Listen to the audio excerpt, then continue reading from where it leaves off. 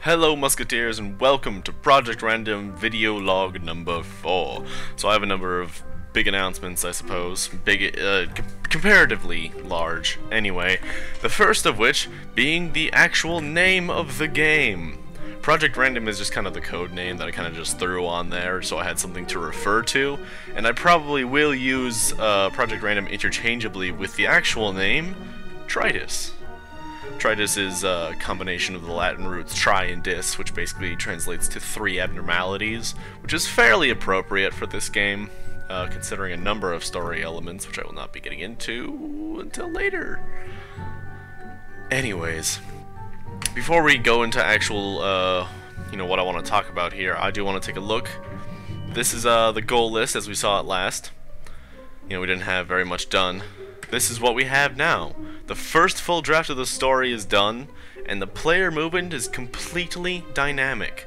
It does work at its current state. It's designed to work with 9 tiles, but I only have 4 of them. I don't have all 9, and they're actually all not complete yet, so I will have to do some tweaking, but for its purpose right now, player movement is done.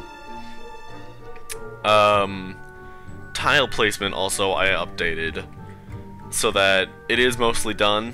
But what I was really looking for is to put it into an array so it can be checked, blah blah blah, coding stuff. It's just that the tiles are not aligned correctly, as we will see in a video in just a second.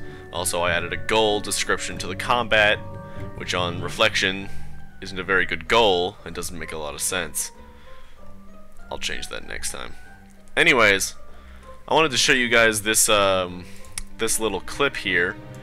If I could actually pull it up so I could see it as I talk. So, this is the actual game. As you can see, I'm just clicking around to show that you can't just go to random points, whatever you want. Doing it again there. But you can go to different tiles, which is exciting. And then I tried to restart it to get to show the randomization, but it didn't really work the few times. There we go. So, it does work. The randomization does work, and that does make me very happy. Currently the randomization is only designed to work with those 2 tiles, the lake and the mountain. As soon as I get more tiles, once I get the other 5 tiles, I'll make it work with those as well. I'm guessing the forest and the citadel might end up working by themselves, or like staying where they are. Citadel / castle, whatever you want to call that. They'll probably just stay in their positions where they are, but otherwise it works completely dynamically, and that makes me so incredibly happy. Anyway, so that was the player movement, and now the other one that we have finished is the story. So, I don't want to say too much. Why I don't want to say too much is because I don't want to go into too much detail about things that might never be in the final game. That would just be a waste of our time, if you ask me. So I'm not going to go into too much detail. I'm going to give you a basic overview of some of the lore. So let's get started, shall we? Magic is banned by the king. This is way before the game events happen. I mean, this is like 30 years before the game events happen. Alright? And a large group of mages get together and they're like, ah, no, fuck that. We're fucking going to war if you don't lift this, man.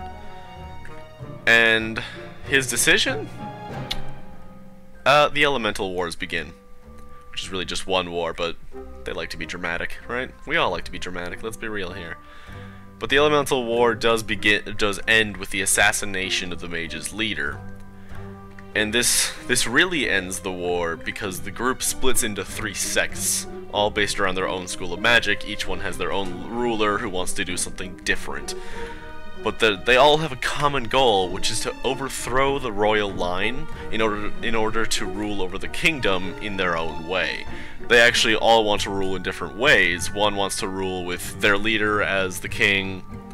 One knows better than that, and he actually just wants to manipulate the king through Menti.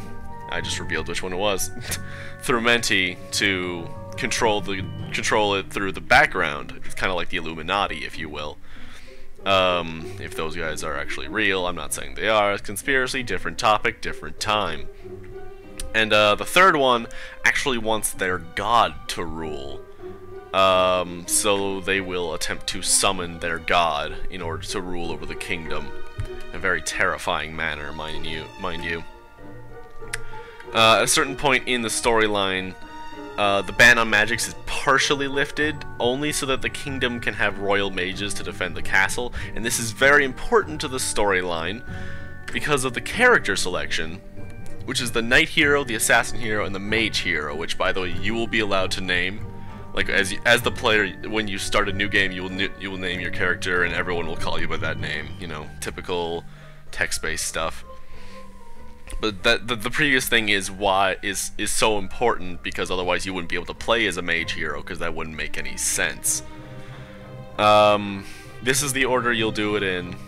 Obviously, you can go back if you want to, but there'll be three kind of separate storylines, all fighting off these groups of mages in order to, you know, keep peace in the land, I guess.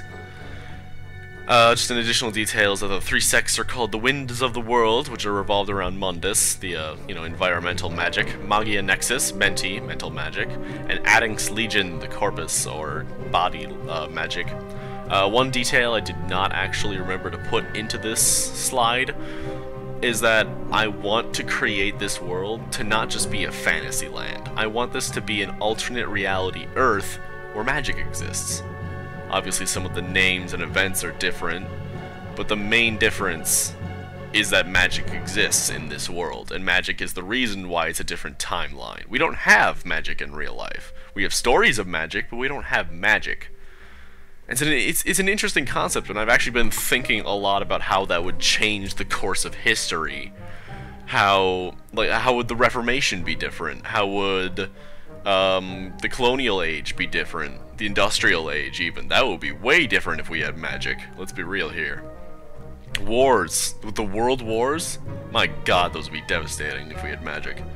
It's just a really interesting topic that I've been thinking about, but I'm kind of rambling at this point. And what are we at? 7 minutes? That's actually way shorter than I thought I was going to be.